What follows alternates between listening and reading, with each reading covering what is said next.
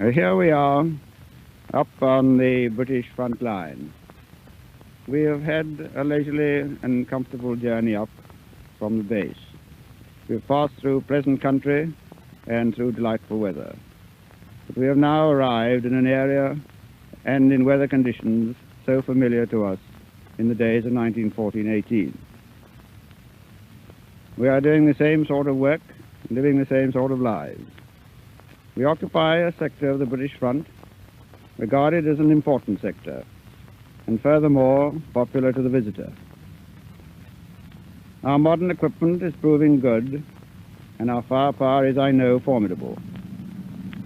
Mechanical diggers and other aids to speedy entrenchment have arrived promptly, showing the advance made in such matters since the last war.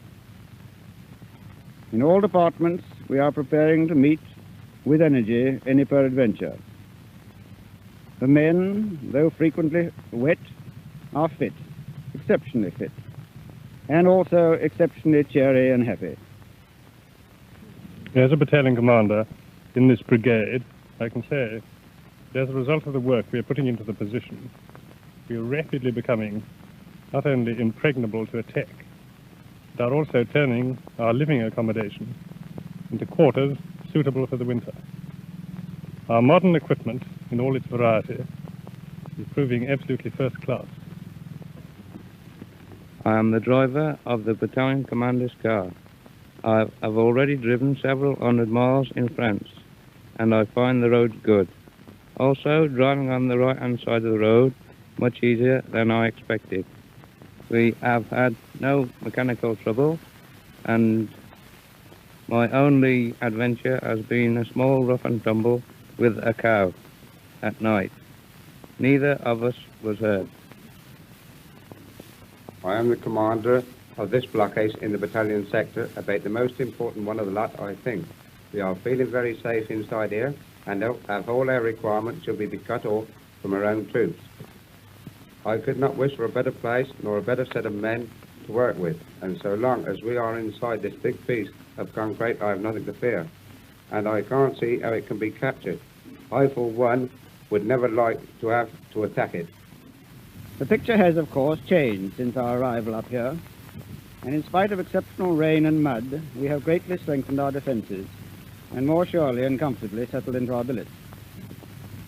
We are now able fully to man the defences with a view to practicing the garrisons and to discovering any weaknesses not hitherto transparent. From time to time we do this. In fact, today my battalions and the artillery, engineers and machine gunners supporting them have gone fully into their battle positions. The billets have been temporarily abandoned, and wholeheartedly the troops are now experiencing the trials and discomforts of living in wet and muddy trenches. It is by these means that we prepare for the day when we are called upon to meet the enemy in earnest. I've just come in from looking round my divisional front. I believe I am the only man now in the division who had the good fortune to go to the last war in August 1914 in this same division.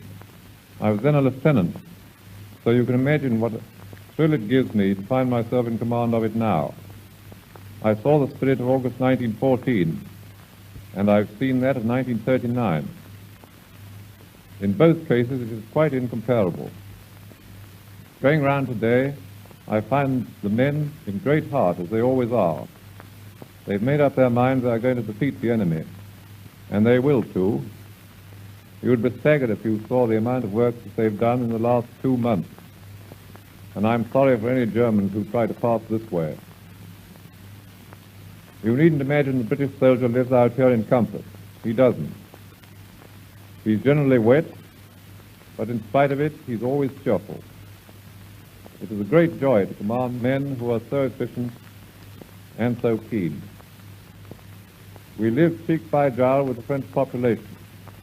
They are amazingly good to us. And even when we dig up their back gardens to make trenches, they don't seem to mind. Their attitude is an example to us. My company has been preparing a position here for some time. At first we had difficulties in draining the trenches, and the bad weather and heavy clay made matters worse. One of my officers is a surveyor in civil life, and a solution was found. I saw my platoons a little while ago moving up to occupy their position. So by now, men and weapons are where they would be in the event of an enemy attack. One of the two forward platoons is holding a strong blockhouse as well as trenches, and the whole position is now well dug, wired and drained. Supplies of material have been good, and each position has a number of dug-in shelters. In front of us, a waterlogged open field over which any enemy attack would have to advance in the face of some good shooting from ourselves and from our gunner friends behind. It's a job to keep the voice room trim these days, as the troops have been digging trenches since our arrival. The positions have been very well prepared. The troops have worked like Trojans. They are both fit and cheerful, and should Jerry start any tricks, he will get a good reception. The food is good, and there's no waste. Open air life cultivates enormous appetite. May I take this opportunity of saying how very much we appreciate the comforts and cigarettes which are arriving daily. The dartboards are well used, and competitions are in full swing. The boys send their love and best wishes. Cheerio.